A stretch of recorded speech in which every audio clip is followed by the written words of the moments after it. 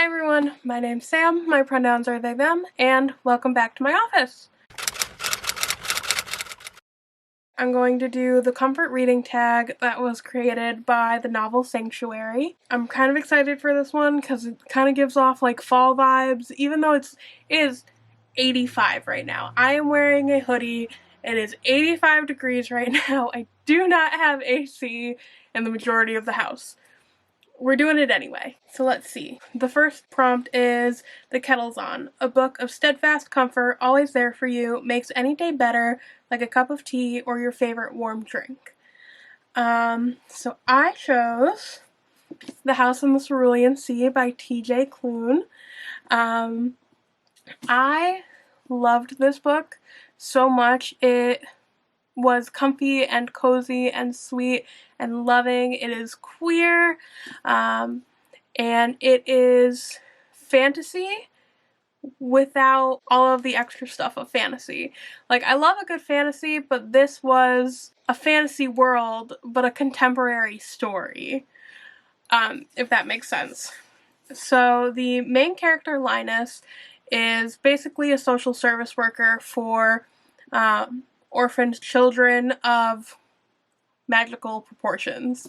And he gets sent over to this orphanage that no one else really goes to because of the person who runs it. His name is Arthur. He just kind of has gotten everyone to go away, basically. So Linus is sent over to kind of deal with that, enforce code, like see if this place should be shut down or not. And, you know, cute stuff happens from there. He falls in love with the children, he falls in love with the life, he falls in love with Arthur. And it's basically just super cute because it's the reality of the situation. You know, you've got Linus, who's this desk worker who's been doing this for almost his entire life, to the point where he kind of doesn't even feel anything for the children. Like, he loves the children that he works with, but he doesn't really think about the system and what harm the system does to these kids. And this is kind of his wake-up call and his time to change his life. And it was cute, it was sweet, it was loving, it's just happy. It is one of the only books that I can pick out that is like just purely joy.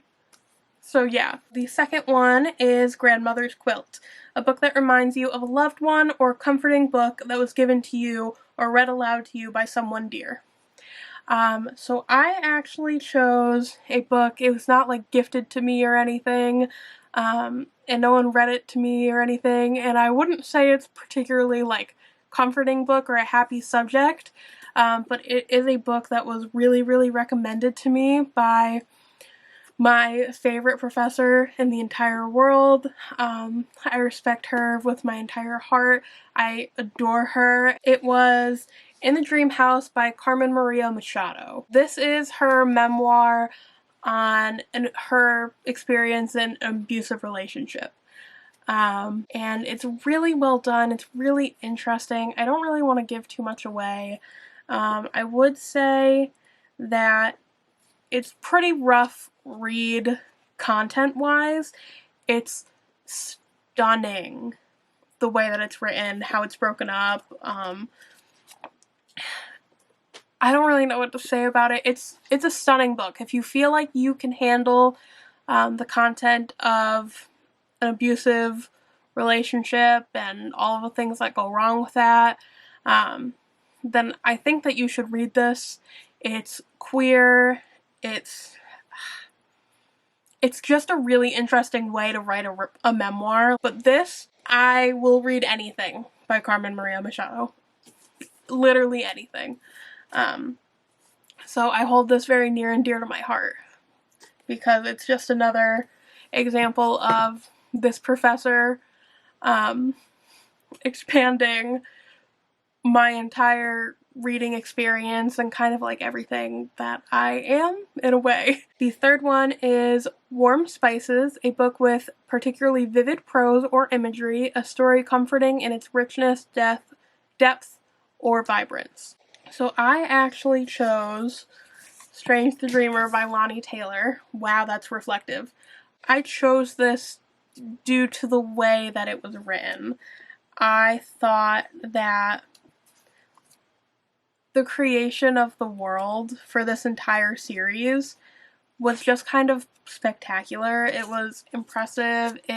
I love the characters, but really, like, the unraveling of the world is what really does it for me in this book. So the way that you kind of, well, this duology as a whole, the way that you kind of get a breakdown of the world from two different perspectives of, like, the world up here and the world down here and how everything came to be.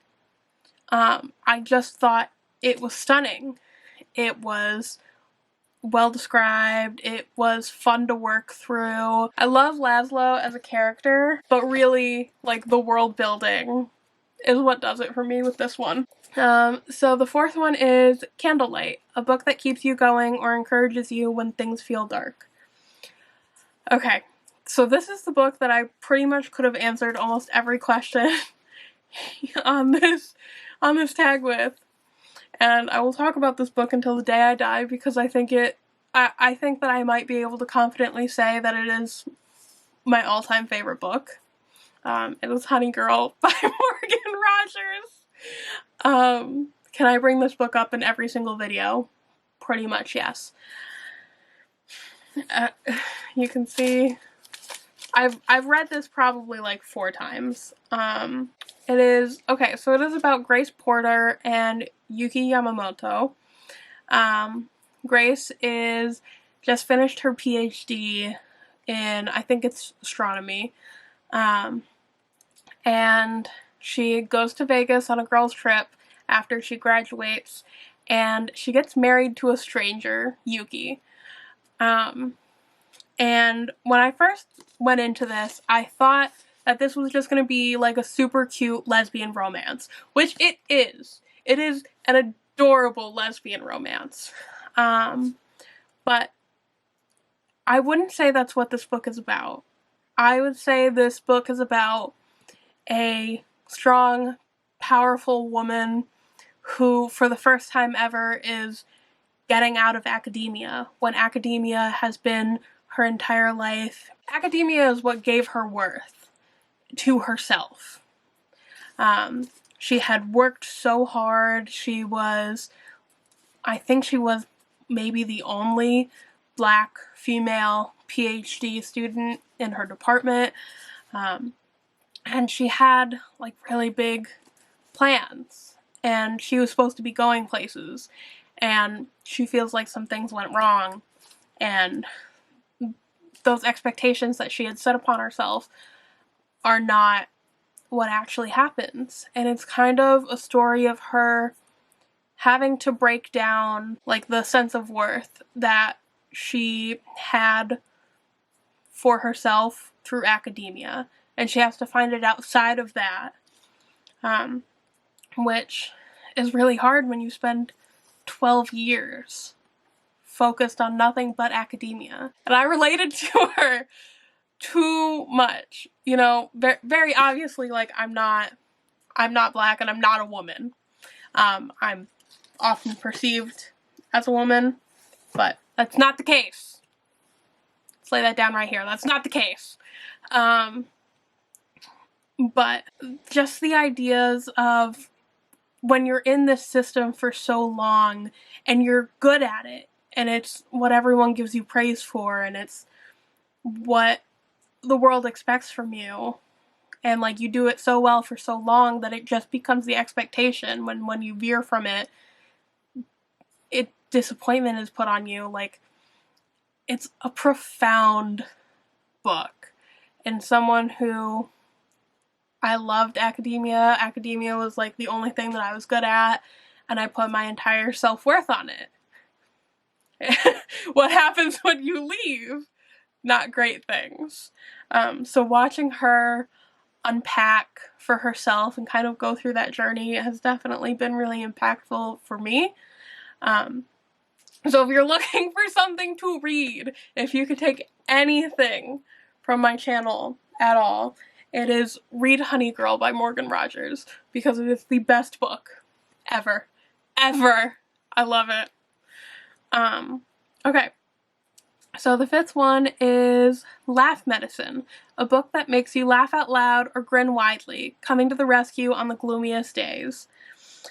So I actually chose Kings, Queens, and In-Betweens by Tanya Bodaju. This book is basically, it's just a very cute little YA about a girl named Nima, who she's queer and she's in love with her straight friend, which never goes well, and her mother pretty suddenly left her.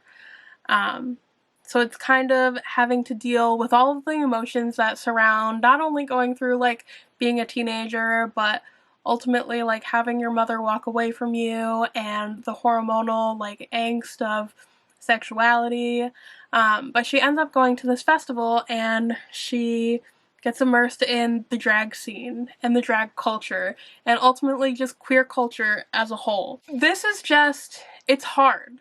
I wouldn't say it's like the easiest book, but it is definitely a book on like how queer culture and queer love and queer acceptance like can play such a strong impact in a young person's life. It's amazing. I really loved it. It's kind of like the look into like self-acceptance and self-love when you're going through all these queer angsty things and you're just trying to understand yourself. This author, she is queer. She is First Nations from Canada. And this was just, the content was hard at times, but the content was also joyous and loving and sweet and fun. And the reading experience itself, like this was a quick one. This was one that I could fly through. I feel like it was well written, but it was like easy to read. So the sixth one is In Bed All Day. You've got your warm drink, a cozy blanket, maybe grandmother's quilt. What do you read when you're curled up in bed all day, or for a couple hours anyway? And I actually chose The Priory of the Orange Tree by Samantha Shannon. Let's just take a minute to look at how big and chunky this is. I am a sucker for a big, chunky fantasy. It's my favorite thing. I love high fantasy. I love chunky. I love getting to spend like hours just kind of working through the world itself. Oh my god, I'm a sucker for it. And this one has lesbians. That's everything. That's everything for me. So I was like really immersed into YA fantasy for a really long time, and I'm trying to get into adult fantasy, but I'm having such a hard time finding queer adult fantasy. Like, of course we've got N.K. Jemisin and the Broken Earth trilogy, and I have to pick up some of her other books. I don't know if any of those are queer, but I know the Broken Earth trilogy is quite queer. But I'm having a hard time finding other stuff because I find that I often don't really love adult fantasy romance that is straight. I find that I often have a lot of problems with it and like some of the tropes that come along with the men in those stories. I find that it just kind of ruins that for me, where I loved this romance. It took a really long time to get to this romance. But the world was intricate and it was complex and it was fun and dramatic and queer and if you like big chunky books, then do this one. If you're not into big chunky books, don't put yourself through it. Because there's definitely a lot of warm up, which I personally love. But to each their own. So the seventh one is Endless Comfort, a book that brings you solace no matter how many times you reread it. Okay, so I totally chose A Court of Mist and Fury by Sarah J. Maas. And I say this because I've probably read this book about 6 times. Whenever I'm having like a moment, whenever things really start to go wrong and I need some time, I reread this. Ultimately, I try to go through the entire series, but depending on how bad I am mentally at that point, I usually only get to the first 2. And the other 3 are just not, they're just not as impactful as like this one is. So this is definitely like my comfort book. I started reading this series back in 2016 because it was my junior year and I was 16 and I was having a very, very hard time.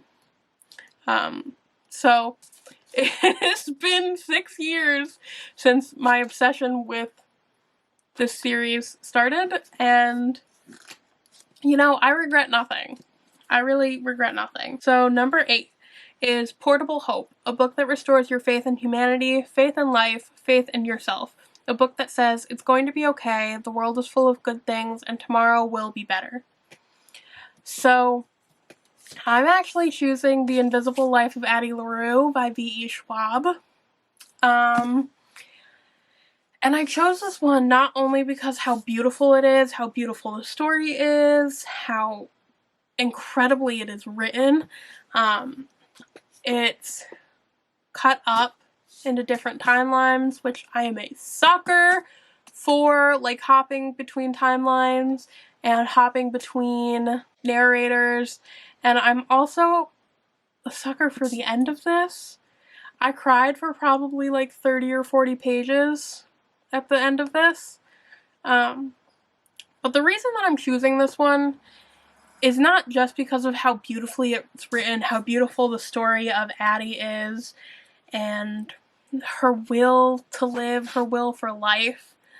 But I'm choosing this because it's just kind of a demonstration of how strong-willed Addie was and her want to live, her want to place whatever kind of mark on the world she can, whether people know it's her or not. I feel like it's so hard to find like the will to live, the want to live, and like the passion for life. And like even in her darkest moments where everything was going wrong and she really kind of wanted to give up, it was always the moment of, you know what? I'm gonna do it anyway. Out of pure spite. I'm gonna keep living. I'm just like, like, that's amazing. I cannot imagine having this much of a will to be alive and to be involved in the world. It makes me kind of think. So, it's beautifully written. Only read it if you want to sob. Honestly. Because you're gonna. So we're going to do number 9, A Basket for Your Neighbor. Just as it's lovely to be comforted by books, it can be lovely to pass the comfort along. Imagine you are putting together a cozy comfort basket for your neighbor, or friend, loved one, take your pick. Which books would you include? Okay, so I'm personally going to choose 3 books. Let's start with the one that I actually don't own a copy of. It's Fattily Ever After by Stephanie Yaboya.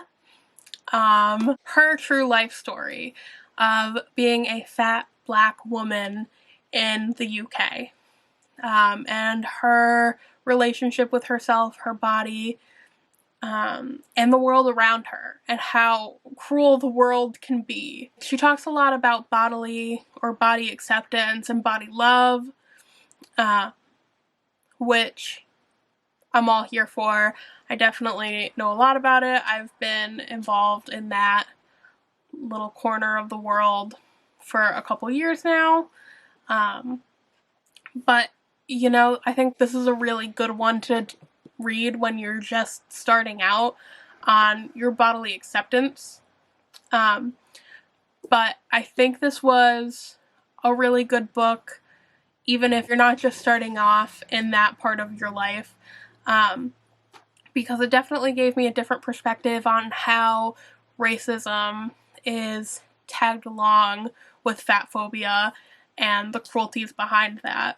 So it was her life story. It was incredibly interesting to read. It was heartbreaking to read, but the way in which she told it, like her personality and her joy and just the entirety of her was really put into the book.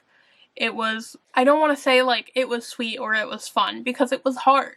It was a hard topic. It was a hard thing to read and to realize this is what real people go through.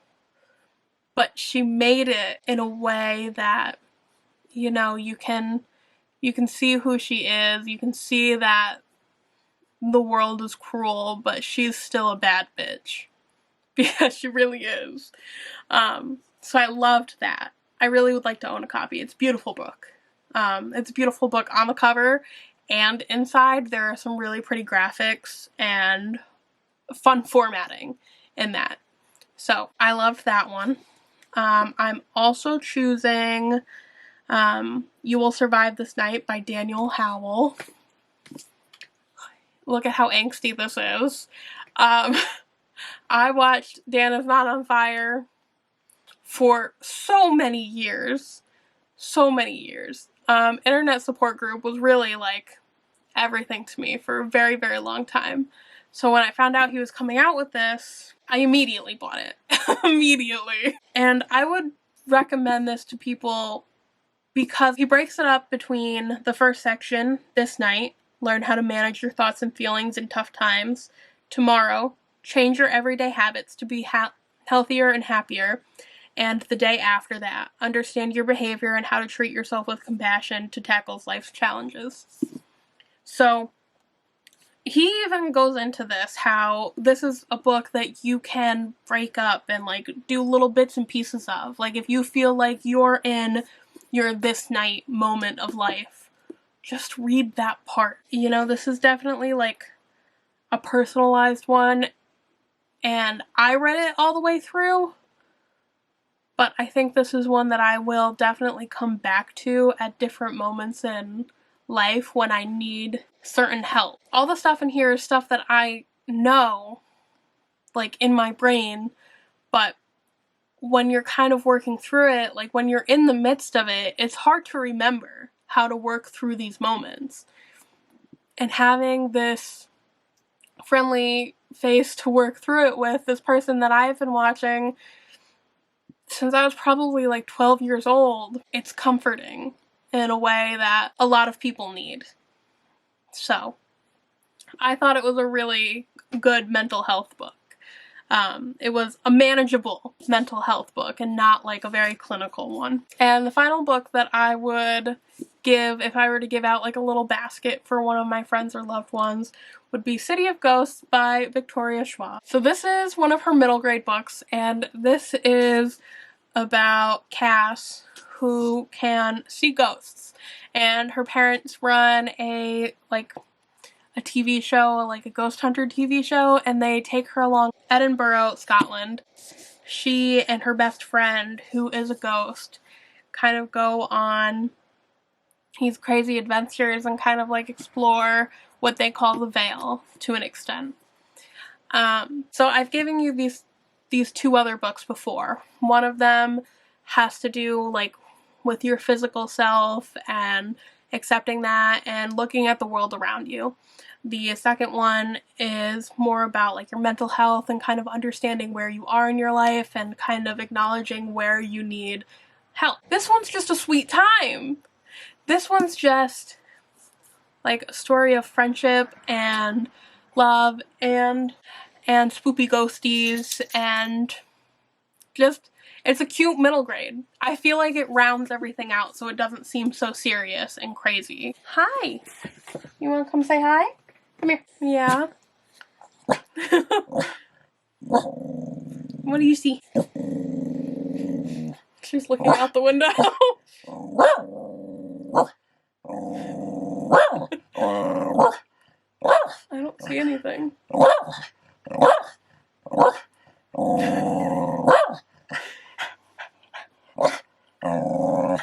so I guess she's gonna sit with me for a little while until she wants to get down. So the final one is A Walk in the Woods.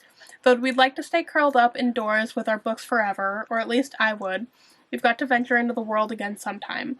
A walk in the woods always helps me feel refreshed, unless I happen upon a spider or something, but let's not think about that. Tell us about a book with beautiful nature writing, or a book that restores your peace.